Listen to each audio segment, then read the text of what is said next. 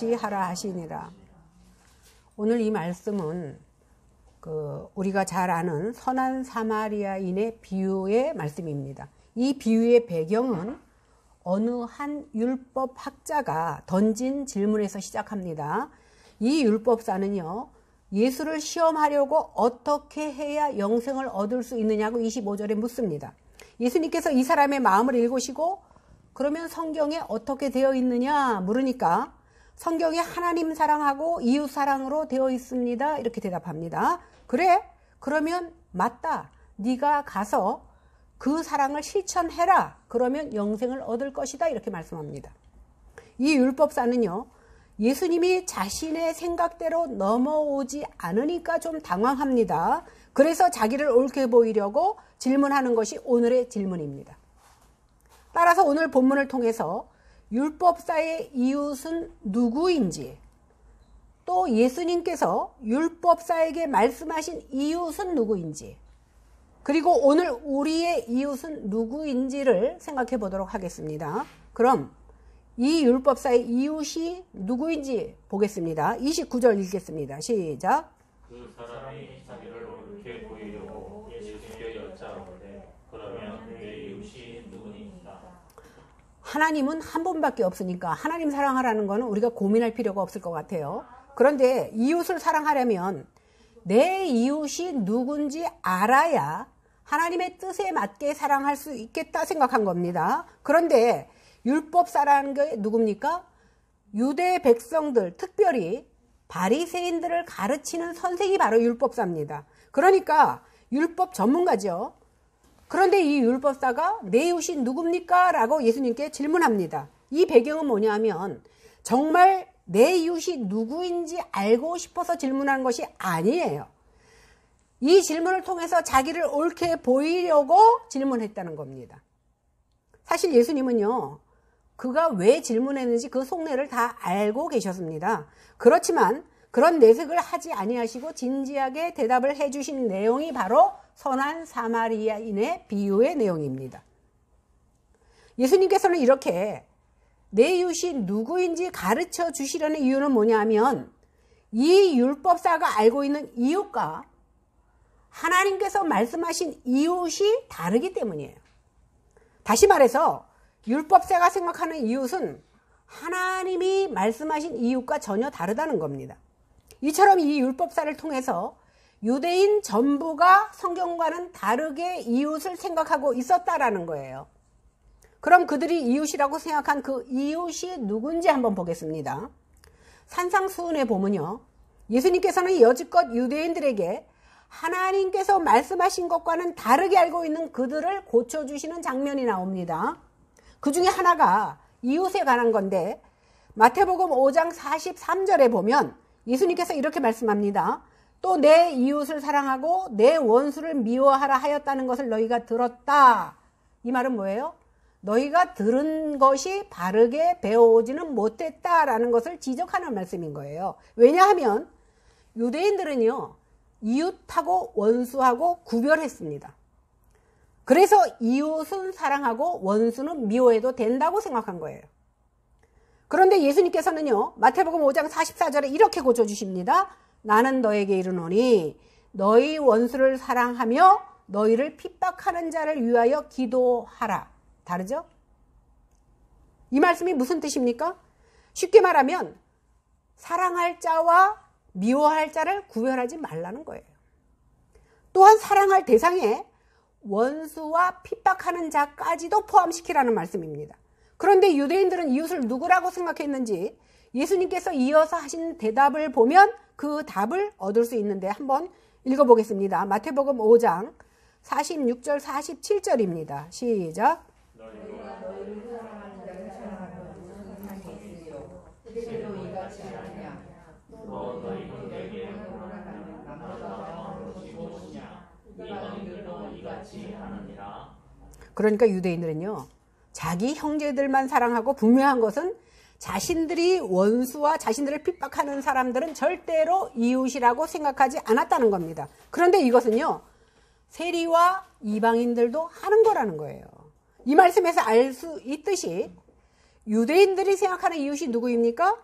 이방인들이 생각하는 이웃과 이방인들이 생각하는 원수와 다를 바가 없었다라는 거예요. 그들은 자신의 형제나 동포만 이웃으로 생각했어요. 자신들을 사랑하는 사람들만 이웃으로 여긴 겁니다. 그러니까 유대인들은요, 이방인들과 마찬가지로 혈연 관계나 친분 관계로 맺어진 사람들을 이웃으로 생각하고 그들만 사랑했던 겁니다. 그래서 예수님은 이 비유를 통해서 이웃에 대해서 말씀해 주십니다. 그럼 이 비유를 통해서 예수님이 말씀하시는 이웃, 하나님께서 내 이웃을 사랑하시라고 하신 그 이웃이 누군지 한번 보겠습니다. 좀 길지만 30절에서 35절 읽어보겠습니다. 시작. 예수께서 대답하여 이르시되 어떤 사람이 예루살렘에서 여리고로 내려가다가 강도를 만나매 강도들이 옷을 벗기고 때려 거의 죽을 것을 버리고 갔더라.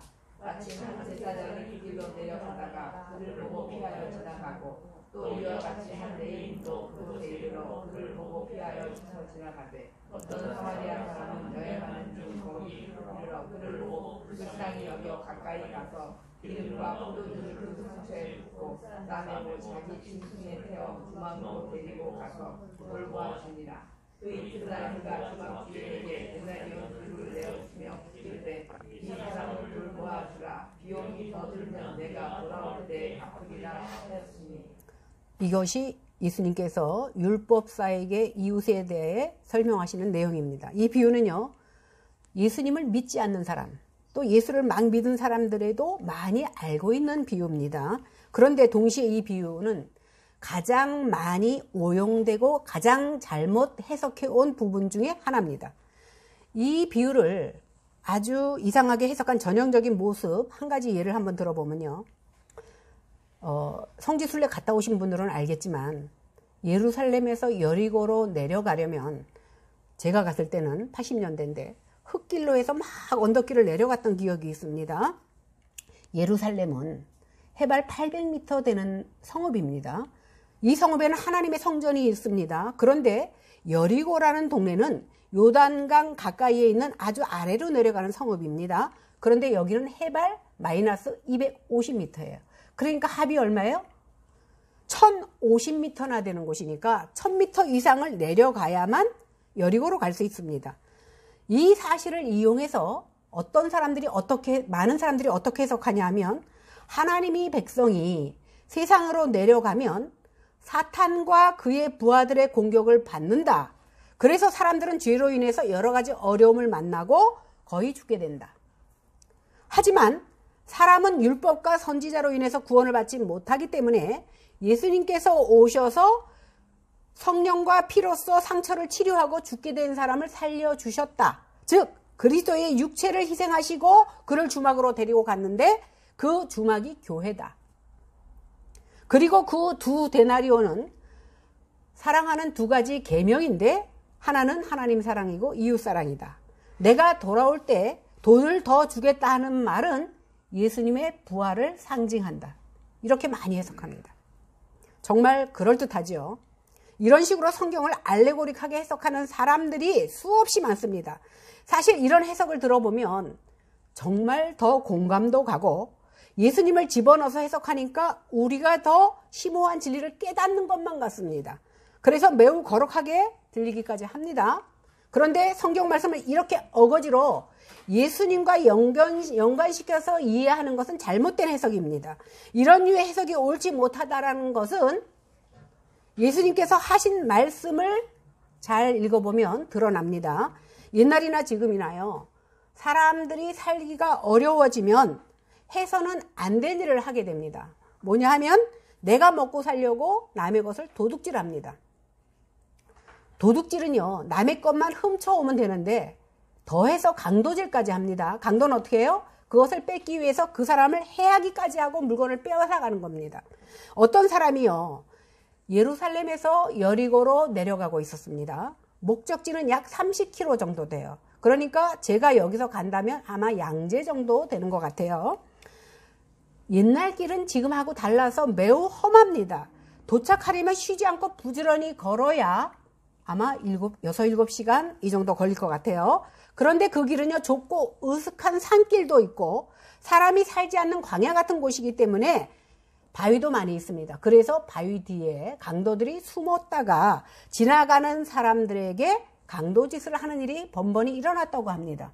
오늘 여리고로 내려가는 이 사람에게도 걱정했던 그 일이 발생한 거예요. 강도를 만난 이 사람은요, 가진 것을 다 빼앗긴 것만 아니라 심하게 매맞아서 거의 죽게 되었고 옷까지 벗겨졌습니다. 이 사람이 심한 매를 맞아서 반쯤 죽게 되었는데 이렇게 움직이술조차 없어서 겨우 숨만 붙어 있는 이 사람이 도와줄 사람을 찾았지만 아무도 없었습니다. 그런데 그곳을 지나가던 한 제사장이 있었습니다. 꼼짝 못하고 쓰러져 있다, 더 있으면 죽을 것 같은 이 불쌍한 사람에게 살 길이 열렸어요. 제사장이 지나가니까. 그런데요, 그 제사장은 이 쓰러진 사람을 보고 그냥 지나갑니다. 사실요, 율법적으로 보면 제사장은 사체를 만지면 부정을 타기 때문에 만지지 않는 것이 맞아요. 그러나 종교적인 율법으로 보면 충분히 변명의 여지가 있지만 그 사람은 하나님의 율법대로 살아야 한다고 가르치는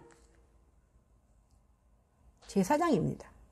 겉으로 보기에는 세상에 둘도 없이 경건해 보이는 사람인데 지금 도움을 필요로 하는 그 사람을 못 본 척 두고 도망치듯 가버립니다. 그래서 살아날 수 있는 희망이 없어졌습니다. 조금 있다가 한 레위인이 지나갑니다. 레위인은 누굽니까? 성전 관리를 하고 거룩한 기물인 성물을 관리하는 사람이기 때문에 이 사람도 역시 조심해야 되는 것은 맞습니다. 그러나 제사장과 달리 도와줄 수 있는 처지에 있는 사람입니다. 그런데 이 사람도 그냥 지나칩니다. 지나가는 이 레위인도 앞에서 피해간 제사장 못지않게 상당히 경건한 사람 중에 한 사람입니다. 그런데 이 레위인은 그 쓰러진 사람을 도와줄 마음이 없었습니다. 그러니까 레위지파, 다시 말해서 경건한 가문도 소용이 없다라는 겁니다. 이제 세 번째 사람 지나갑니다. 이 사람은 사마리아 사람으로 짐승을 타고 오고 있었습니다. 제가 예화를 하나 들려드릴게요. 어떤 사람이 오지 여행하는 중에 큰 구덩이에 빠지게 되었습니다. 그러니까 혹시 멀리서라도 자기 목소리를 들을까 하고 살려달라고 크게 소리를 지릅니다. 그때 사람들의 발자국 소리가 들려. 야, 이제 살았다 그러고 더 큰 소리를 지릅니다. 사람들이 가까이 오더니 그 구렁이에서 그 여행자를 빼줍니다. 그런데 어떤 일이 벌어진 줄 아십니까? 그 빼준 사람들이 바로 식인종이었어요. 그러니까 이 사람은 차라리 거기 있는 게 날 뻔했습니다. 이런 생각이 안 들겠습니까? 사마리아 사람은 사실 식인종은 아닙니다. 그러나 유대인들이 절대 상대하지 않을 뿐더러 아예 사람 취급도 않았던 사람이 바로 사마리아인입니다. 왜 그러냐면 솔로몬이 세상을 떠나고 이스라엘은 남과 북으로 갈립니다. 남쪽은 베냐민 지파와 유다 지파로 구성되어서 예루살렘을 수도로 해서 남유대 왕국이 되고 나머지 10지파는 사마리아를 수도로 해서 북이스라엘 왕국을 이룹니다. 그런데 그 후에요, 두 나라가 차례로 강대국에 의해서 망하게 되는데 북이스라엘은요, 주전 722년에 아수르, 다시 말하면 아시리아 제국에 의해서 망합니다. 아수르는요, 이스라엘 민족들이 민족성이 강하다는 것을 알고 정치적으로 어떻게 이용하냐 하면 외국인들을 많이, 쉽게 말하면 이민을 많이 받아들여서 그들과 함께 혼인하는 자폰 정책을 펼칩니다. 그러다 보니까 사마리아 사람들은 어떻게 됩니까? 혼혈 민족이 돼요. 그래서 남쪽 이스라엘 백성들은, 남쪽 유다 백성들은 사마리아 사람들을 어떻게 취급하냐면 그때부터 개나 돼지 취급을 합니다. 그래서 욕 중에서 가장 큰 욕이 뭐냐면 너 사마리아 사람이야, 이렇게 욕하는 게 가장 큰 욕이에요. 볼까요? 요한복음 8장 48절에 보면 유대인이 예수님을 향하여 우리가 너를 사마리아 사람이라 또는 귀신 들렸다, 치명적으로 욕하는 겁니다. 그런데 유대인들이 그렇게 싫어하고 천시하던 사마리아 사람이 쓰러진 사람 앞에 다가옵니다. 그런데 이 사마리아 사람은 쓰러진 사람에게 다가와서 응급처치를 해주고 올리브유와 포도주를 부어가며 상처들을 싸매줍니다. 응급처치가 끝나자 어떻게 합니까? 자기가 타고 왔던 짐승에 축 늘어진 사람을 태우고 주막에 가서 하룻밤을 함께 지냅니다.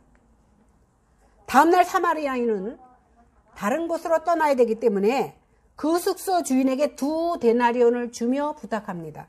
여기서 1데나리온은요, 그 당시 기록을 보면 12일 정도를 묵을 수 있는 숙박비에 해당한다고 합니다. 그러니까 2데나리온은 24일 정도를 묵을 수 있는 돈을 주고 떠난 겁니다. 이렇게 주면서 뭐라고 얘기합니까? 만약에 비용이 더 들면 내가 다시 와서 그 비용을 내줄 테니 간호해달라고 부탁하고 갑니다. 그런데 내 이웃이 누구냐는 율법사의 질문에는 우리가 아무나 사랑할 수 없지 않느냐, 심지어 나와 관계없는 사람, 나를 괴롭게 하는 사람까지 사랑할 수 없지 않느냐는 생각이 담겨져 있는 질문이었습니다. 그 당시 유대인들 대부분은요, 자기 동족만 이웃으로 생각했습니다. 유대인은 유대인이 아니면 이웃으로 생각하지 않았습니다. 그래서 유대인들은 사마리아인이나 외국인들은요, 이웃으로 여기지도 않았던 겁니다. 자기들끼리만 열심히 사랑하면 이웃을 내 몸같이 사랑하라는 하나님의 계명을 지킨다고 생각해왔던 사람들입니다. 그런데 과연 하나님께서 이웃을 내 몸같이 사랑하라는 이 말씀이 그들이 생각하듯이 친한 사람만 사랑하라는 그 말씀이냐는 겁니다. 그래서 예수님께서는 이 계기에 그 계명의 의미를 바로 가르쳐 주시려고 이 비유의 말씀을 오늘 우리에게 하시는 겁니다. 예수님은 율법사의 질문에 다시 질문하십니다. 내가 생각하기에는 이 세 사람 중에 누가 강도 만난 사람의 이웃이겠느냐? 이제 예수님께서 율법사에게 질문하는 거예요. 이처럼 예수님의 질문은 율법사의 질문과는 조금 다릅니다. 아까 율법사는 뭐라고 질문했죠? 내 이웃이 누굽니까? 내 이웃이 누군지 알아야 내가 사랑할 거 아닙니까? 이런 식으로 질문했는데 예수님께서는 뭐라고 질문해요? 강도 만난 자의 이웃이 누구냐? 예수님은요, 이 질문을 통해서 율법사뿐만 아니라 모든 유대인이 갖고 있는 이웃에 대한 생각을 고쳐주시려고 하나님께서 내 이웃을 사랑하라고 말씀하신 그 이웃이 누구인지 분명히 가르쳐 주시려고 오늘 이 비유의 말씀을 전해주신 겁니다. 이런 목적을 갖고 있었기 때문에 예수님께서는 이 비유를 말씀하실 때 우리가 궁금해할 만한 것들 아무것도 기록하지 않았습니다. 그리고 단지 지나가는 세 사람, 제사장, 레위인, 사마리아인에 대한 말씀만 하셨습니다. 이처럼 유대인들은요, 한 번도 사마리아인들이 내 이웃이라고 생각해 본 적이 없었습니다. 그런데 강도 만나 죽게 된 이 사람에게 이웃이라고 생각해 왔던 제사장이나 레위인들은 어떻게 했습니까? 도와주지 않고 그대로 가버렸습니다. 레위인들이나 제사장들은 율법대로 사는 사람이고 우리가 존경하는 사람이기 때문에 충분히 나를 도와줄 거라고 믿었지만 그 생각을 뒤집고 그들은 도망치듯 피해 가버렸습니다. 하지만 절대 이웃이 될 수 없다라고 생각했던 이 사마리아인은 쓰러진 유대인을 도와주었습니다. 굉장히 의외지요. 더군다나 이 사마리아인은요, 대충 체면 치레만 하고 간 것이 아니라 철저히 도와줍니다. 예수님은 이 비유에서 레위인과 제사장에 대해서는 보고 피해갔다는 간단한 말씀을 하신 대신에 사마리아인에 대해서는 굉장히 자세하게 묘사해 주셨습니다. 사마리아인은 강도 만난 자를 보고 불쌍히 여겼습니다. 그뿐만이 아니라 가까이 와서 싸매해 줬습니다. 올리브유와 포도주를 상처에 부어 치료해 줬습니다. 주막으로 데려가서 치료해 주고 숙박비와 돌아와서 돈이 더 들면 대주겠다는 약속까지 했습니다. 이렇게 세 사람이 쓰러져 있는 사람을 보았는데, 그런데 제사장과 레위인이 한 일은 무엇입니까? 피해서 도망간 일입니다. 그런데 사마리아인은 힘을 다하여 도와줬습니다.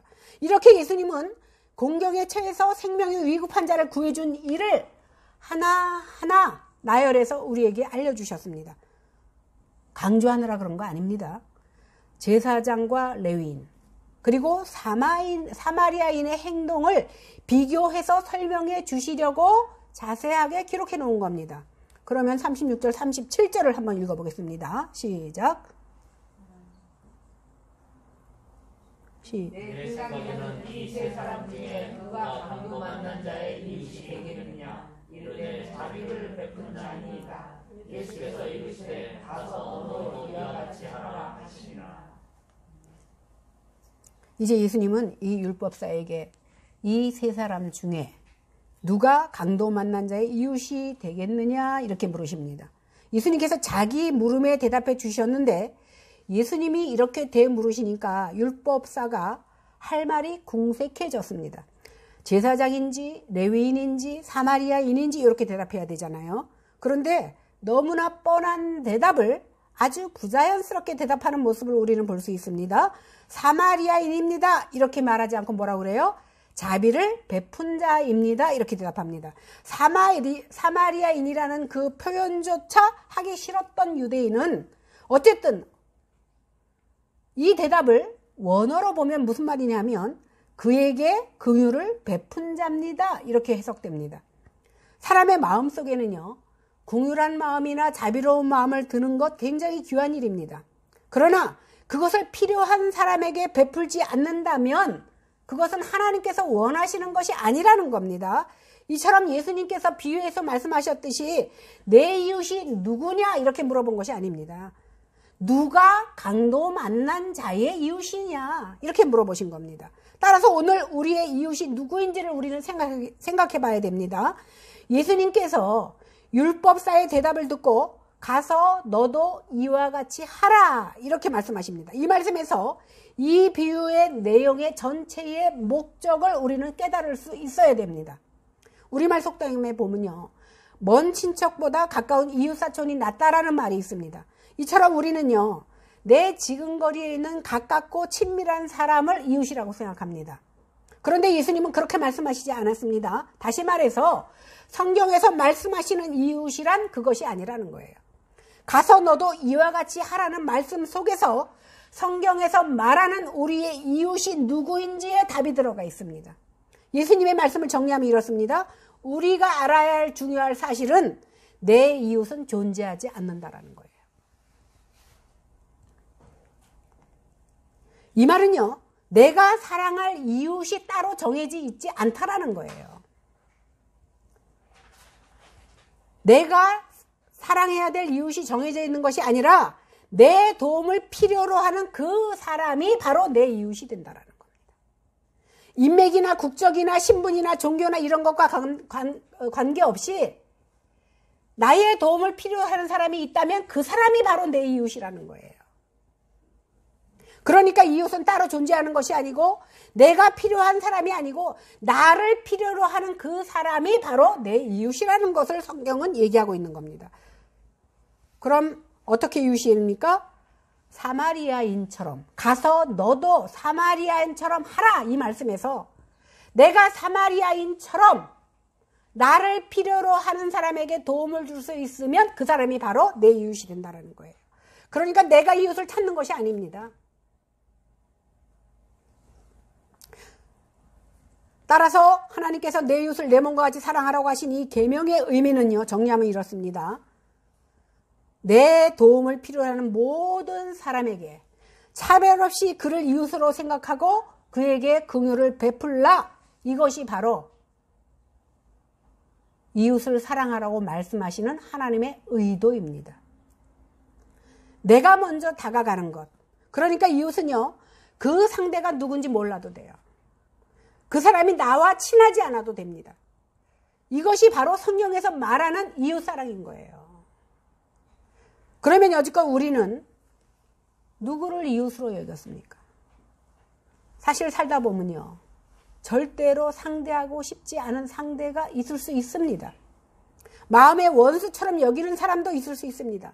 나를 괴롭히고 모함하고 구박하고 나를 죽도록 힘들게 하는 사람을 어떻게 좋아할 수 있습니까? 예수님께서도요.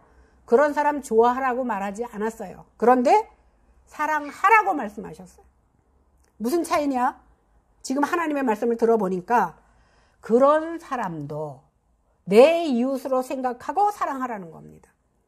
우리 도움을 필요로 할 때 거절하지 말고 그 사람을 위해서 기도하고 그것이 사랑이고 그 사람이 바로 내 이웃이라는 거예요. 물론 우리 마음에 저 사람하고는 죽으면 죽었지 손잡고 싶지 않은 사람이 있습니다. 그런 나에게 하나님은 이렇게 대답하실 것 같습니다. 나도 네 마음을 잘 안다. 하지만 솔직히 말하면 이건 제가 생각한 거예요. 나도 너를 도무지 상종하고 싶지 않았단다. 그런데 내가 영원히 죽어가는 것을 내버려 둘 수가 없어서 너를 불쌍히 여겨서 너를 살리려고 내 독생자 아들을 이 땅에 보내시고 피를 흘리게 했단다. 이것이 너를 향한 내 사랑이다라고 오늘 하나님은 말씀하시는 겁니다. 그래서 네가 이런 내 사랑을 조금이라도 안다면 너도 이렇게 하기를 원한다라는 것이 하나님의 음성이 아닌가 저는 생각합니다. 내가 먼저 필요한 사람에게 조건이나 너와의 관계를 생각하지 않고 긍휼을 베풀어 주라는 겁니다. 그들을 이웃으로 생각하라는 겁니다. 그렇게 하는 것을 보고 네가 얼마나 나를 사랑했는지 내가 나를 향한 네 사랑을 알 수 있겠다. 이렇게 오늘 예수님은 우리에게 말씀하고 있는 겁니다. 제가 저를 돌이켜보니까 도무지 하나님 앞에 사랑받을 짓이라고는 한 것이 기억이 나지 않고 도무지 사랑받을 짓은 기억나지 않고 오히려 미움받고 원수받을 짓만 행하고 살았습니다. 그런데도 하나님께서는 그것을 따지지 아니하시고 나를 위해서 독생자 예수 그리스도를 주셔서 오늘 이 자리에 나와서 예배하게 하신 그 은혜가 감사합니다. 이렇게 조건 없이 나를 사랑하신 예수님께서 너희가 너희를 사랑하는 자를 사랑하면 무슨 상이 있겠느냐? 이런 것은 세리나 이방인들도 한다라고 오늘 말씀하고 계십니다. 하나님께서 그 해를 악인과 선인에게 비를 의로운 자와 불의한 자에게 차별 없이 내려주시는 것처럼 누구든지 내 이웃으로 만들 마음으로 차별 없이 사랑해야 된다는 거예요. 내가 정해진 사람만 사랑하는 것이 아니라 내가 몰라도 나를 미워하는 자까지도 사랑할 수 있는 마음을 가지라고 오늘 예수님께서는 이 말씀을 허락하신 겁니다. 성령 하나님께서 이 시간에 말씀을 깨달을 뿐만 아니고 사랑하는 심장으로 우리를 바꿔주시는 시간 되기를 바랍니다. 그래서 이 어려운 숙제가 나는 할 수 없지만 성령의 도움으로 쉽게 행해지는 저희들 되기를 바랍니다. 우리가 할 수 있는 거 아무것도 없어요. 그러나 성령 하나님께서 내 마음을 주장하시면 그 어려운 숙제도 남은 인생 살아가면서 풀어나갈 수 있다라고 생각합니다. 이 시간 예수님께서 우리에게도 동일하게 말씀하십니다. 가서 너도 이와 같이 하라. 기도하겠습니다. 살아계신 아버지 하나님 은혜를 진심으로 감사합니다. 우리는 여지껏 예수를 믿었다고 하고 믿는다고 했고 내가 크리스찬이라고 많은 사람들에게 소개했지만 정말 우리가 하나님을 알았습니까? 정말 우리가 하나님을 사랑했습니까? 그 받은 사랑을 우리가 많은 사람에게 보여줬습니까? 그런 질문을 예수님께서 하시면 우리는 아무것도 대답할 수 없습니다. 이렇게 부끄러운 모습으로 이 자리에 나왔지만 의가 없는 자라도 우리 하나님께서 보호해 주심을 믿고 나왔사오니 하나님 우리를 긍휼히 여겨 주시옵소서. 하나님의 사람 되게 하여 주시옵소서. 그래서 하나님의 사랑을 나타내는 저희로 살게 하여 주시옵소서. 감사드리며 예수님 이름으로 간절히 기도했사옵나이다. 아멘. 찬송가 630장 한 후에 우리 강인중 목사님 나오셔서 축도해 주시겠습니다.